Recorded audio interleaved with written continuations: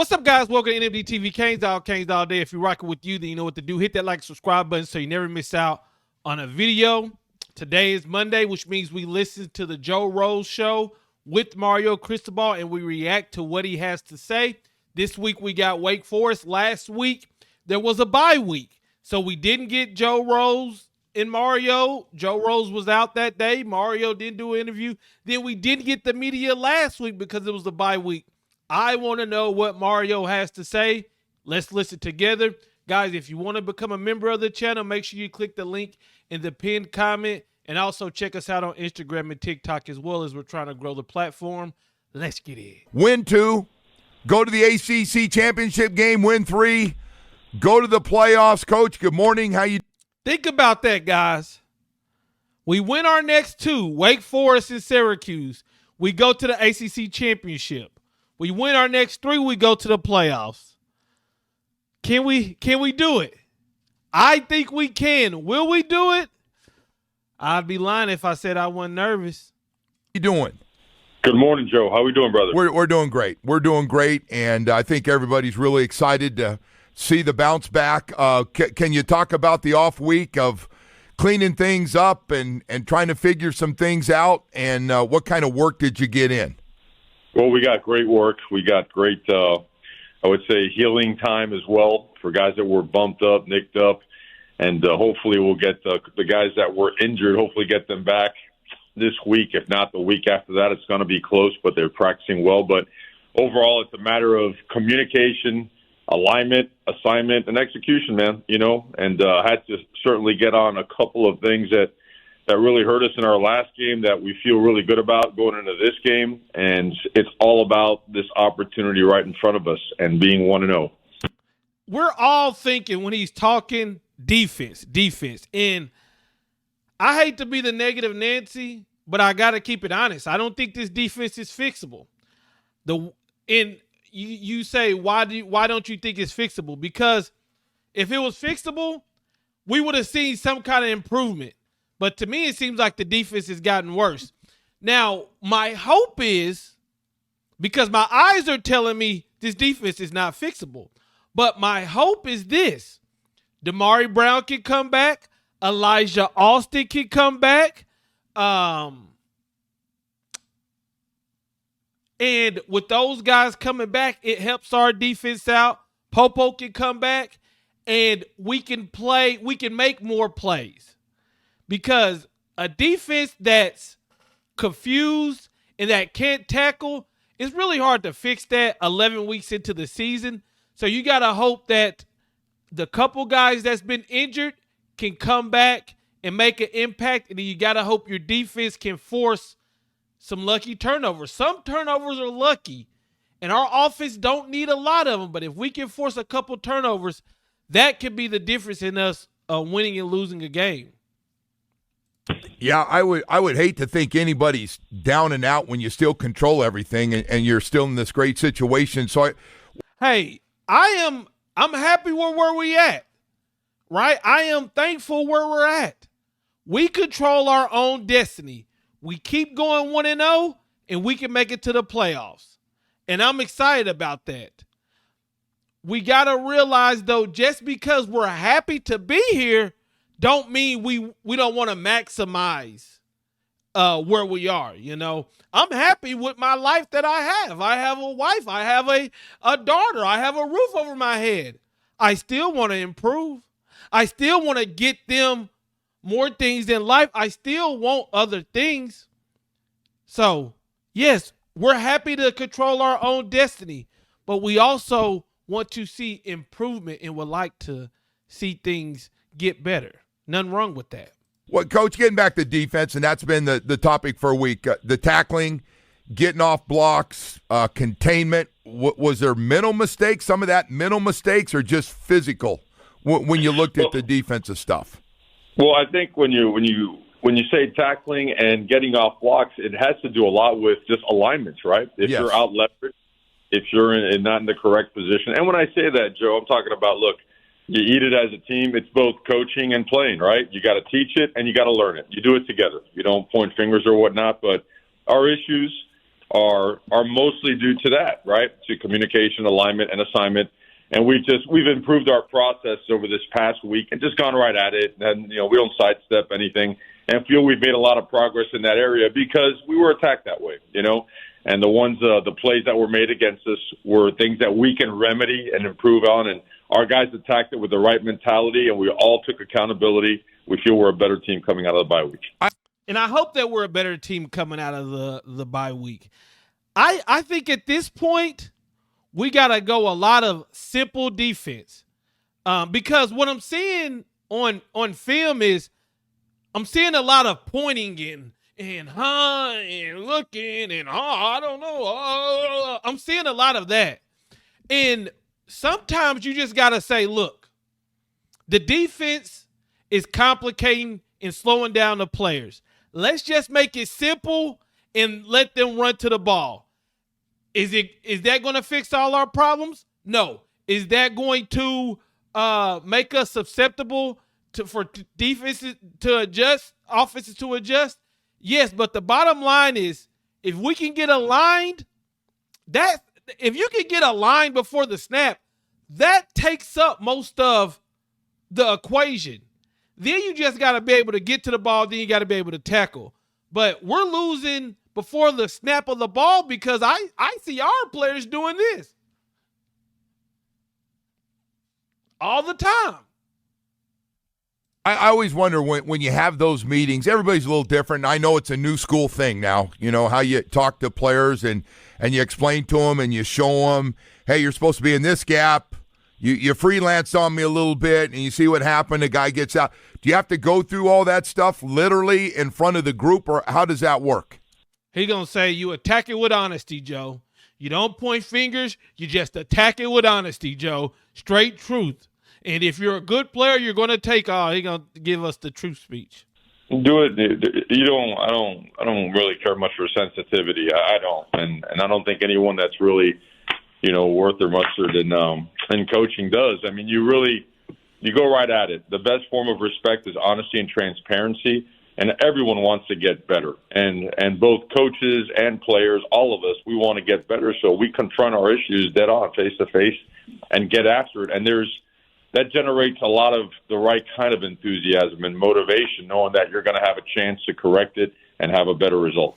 Well, there's one thing that you do know, and that is that the passing game is really, really good. I always wonder, when you have such a dynamic quarterback and the passing game has been, like, honestly, something maybe in the history of University of Miami, we've never seen a passing game like this. Is it easy to kind of, like, okay, don't worry about the other stuff. Let's let that guy behind us here in shotgun take care of it for us. Can you fall into that sometimes, you think, on the offensive side of the ball because he's so good?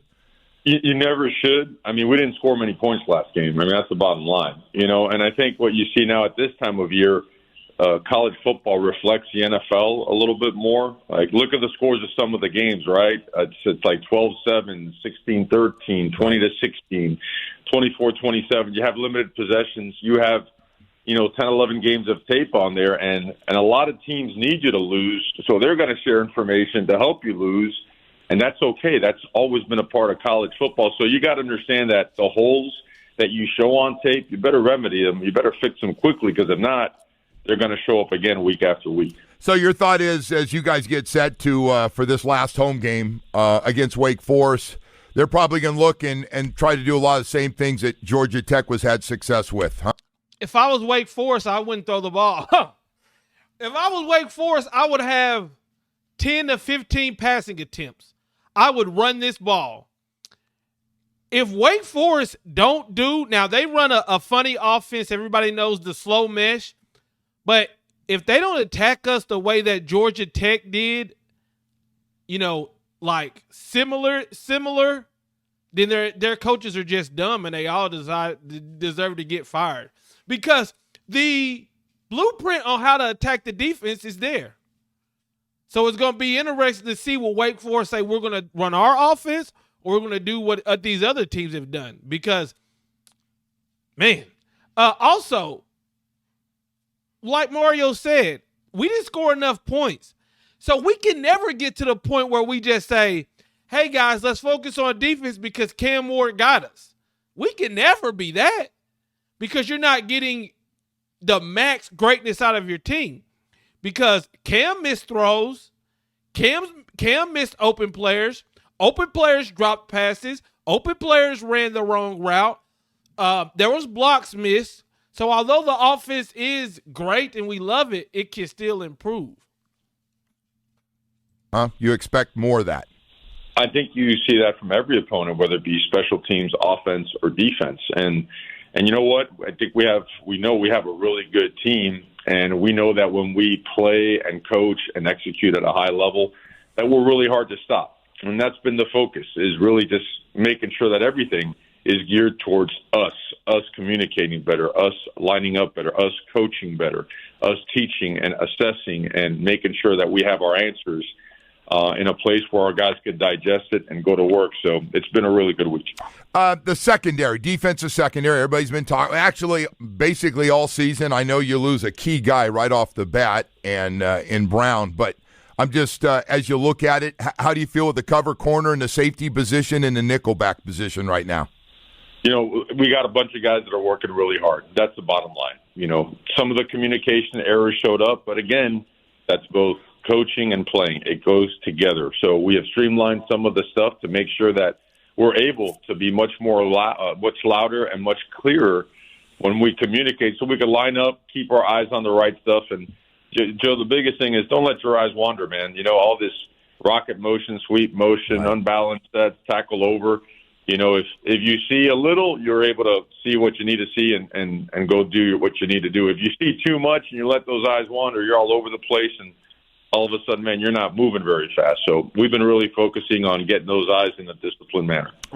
It sounds to me, and I always like to know y'all opinion on this, it sounds to me like Mario is saying we're simplifying the defense, or we're simplifying the way we get the call in.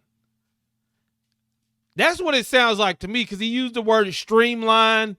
He used the word, he said that we're looking at the defense and how to get our guys set. So it seems to me either the defense is simpler or they figured a way to get everybody lined up faster and not let the motions dictate what we're seeing and what we're looking at. I guess there's everybody's aware of it, like I started with you before I introduced you this morning. Everybody knows what the situation is, right? It's pretty clear to everybody that win out and you're going to the playoffs, win these next two, you're going to the ACC championship game. I was always told since high school, you have to earn the right to play important games in November. And I want to say shout out to this team because they are playing important games in November.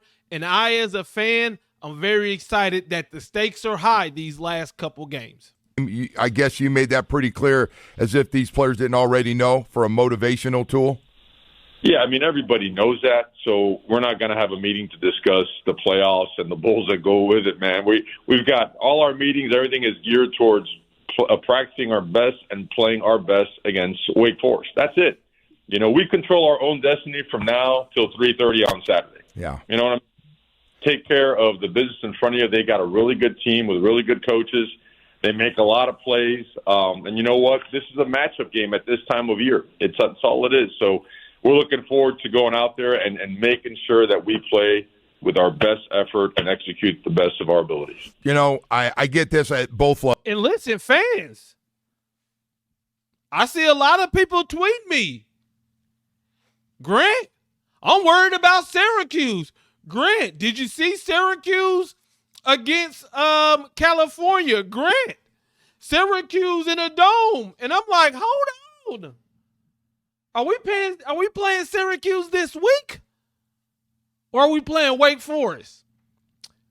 Because I don't think because of the way our defense is played, I don't think we can overlook anybody. And I'm letting our fans know that, but hopefully this team knows that, look, the playoff starts today for us. The playoff starts this week.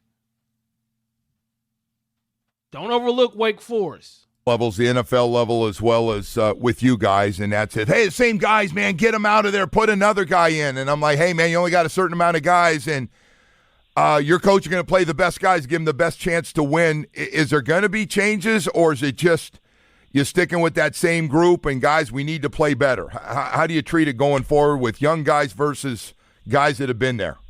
Oh, it has nothing to do with young, old, just got here, been here. It has nothing to do with that. And that to me is probably the most simple thing. And really, I'll give you the most simple answer. The guys that show it, that show maturity, that really invest time and then prove it on the practice field are the guys you got to trust to go out there and play. And sometimes it doesn't work out great. But when it's in there, it's still the best option as it relates to what a guy has shown and proven. That's that simple. So, but you're always trying. You're always looking for answers, whether it be from a scheme standpoint, a personnel standpoint, and you put on a guy to try to prove it. And you know what? You press guys to mature quicker. You know, prepare yourself and approach every day like a pro, right? So that people can trust you and your teammates can trust you, and that way everybody's on the same page and you can execute better. And that's what they were saying about OJ. You know, when they did the camp series, everybody was talking about how he carries himself like a veteran, how he attacks everything like a veteran. And I'm not going to lie, I thought it was just lip service till we played Florida. He was out there starting. Now, 10, 11 weeks in, not only was Mario telling the truth about, players having to have that maturity in attacking, and if you do that, you're going to get a chance. He's one of our best players on defense, if not the best.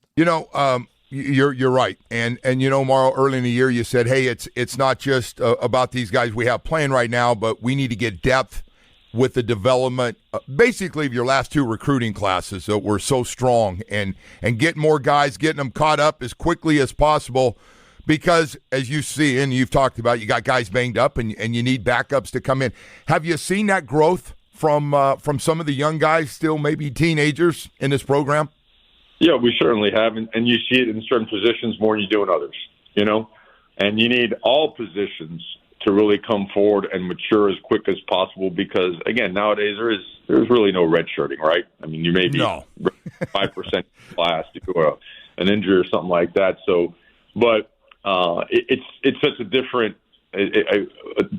preparation process that you really got to force the issue and make sure that there's no my bad. Oh, my bad. I screwed up. No, my bad, my ass. You do that, it costs you a touchdown. It costs you a big play. It may turn the game. So I think our leadership council is really doing a good job of improving all the things that go with practice and preparation. And then as a coaching staff, really pouring every ounce you can into everyone in the roster, and again, the bye week was really helpful in terms of helping those guys improve their game. So, Coach, besides just getting ready for these two huge games, the other part of this that's connected to it is a big national signing day coming up as well. How in the hell does, especially teams that are playing for something, continue to obviously make that a priority, and yet the biggest priority is winning these next couple of games? Well, it's all about one game. There's no talk about a couple of games. I mean, that's period. I mean, no one even mentions any other game, and that's the right way to approach it, man. Don't trip over yourself. Just focus on be where your feet are and focus on what you need to do. In terms of recruiting, it never stops. If you stop recruiting, you really have no place in this building. You have no place in college football, right? Woo! You must enhance. Listen to what this man said.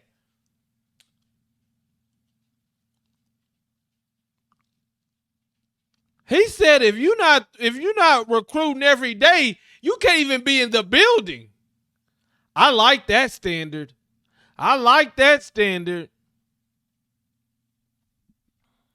People ask me, is this year a one-hit wonder? No, it's not. Because of that mindset right there. We will continue to get talent, and we will get talent on the field. Now, will those talent be able to develop and make plays? That's what we want to see. And like Mario said, we are seeing that in certain positions.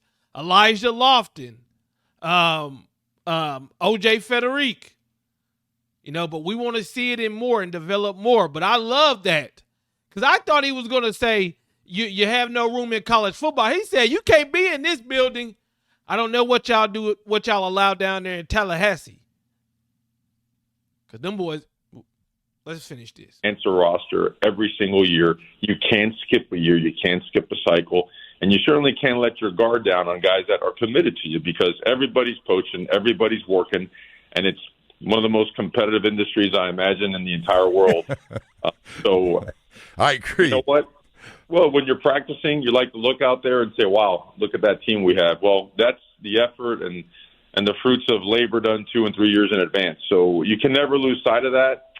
We can only hire people that are really into both development and talent acquisition and that are great human beings, because if you don't, you're not going to be a good program. Yeah. No, it's well, listen, you're in a great position. Wake Forest, I'm not even going to mention the second game on the road, but this week at Wake Forest. You finally got me, Coach. See what you did? You finally got me to stop right there. Hey, what's the message when you call in your coordinators and you talk to them? And as you know, they end up taking a lot of heat when the numbers aren't good. So what do you say to your guys when you meet with those guys going forward here?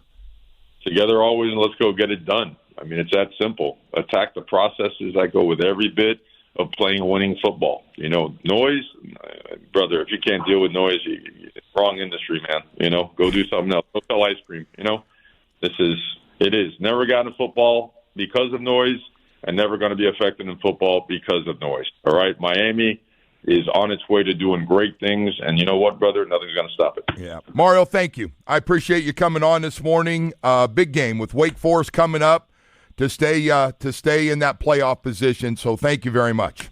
On paper, Wake Forest is a team that shouldn't be able to be on the field with us, honestly. But it's going to be interesting to see what this team looks like coming after a bye. And I believe that the first half will tell you a lot. The first half will tell you a lot. I just hope. I'm really hoping, like I said, I'm ignoring what I've seen the first 11 weeks, and I'm going to talk to you as what I'm hoping has happened. I'm hoping during the bye week we got healthy, we got stronger, we got clearer on what we want to do offensively and defensively, and we come out of this bye and attack whoever's in front of us. And we take care of business, we keep take care of the business, and we keep take care of the business, and then we see what happens in the playoffs. But want to know this week, we got to take care of Wake Forest. Can't overlook them. It should be a blowout. But just because it should be, don't mean it will be. What do you guys think about what Mario Cristobal had to say today? Let me know in the comments.